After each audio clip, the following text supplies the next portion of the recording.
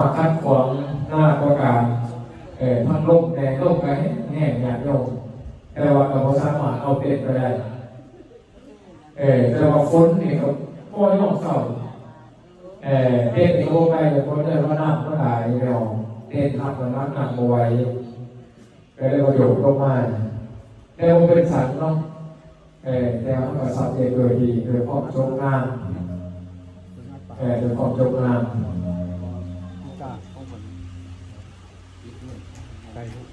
เป็นอย่างดีแล้วจะหูน้อยหลังจากท่าน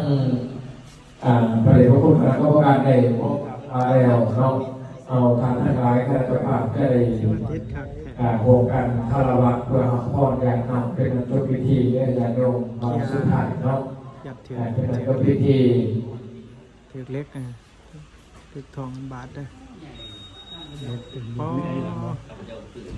สัมปะเจ้าองค์ตื่น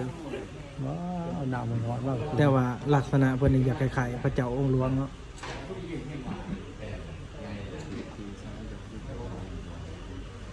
เมนเพิ่นเอาแบบ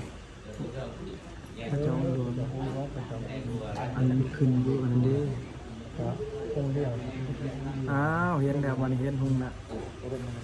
จะแจงเก็บใส่หุ่นนะกระลังมือถืออ๋องาม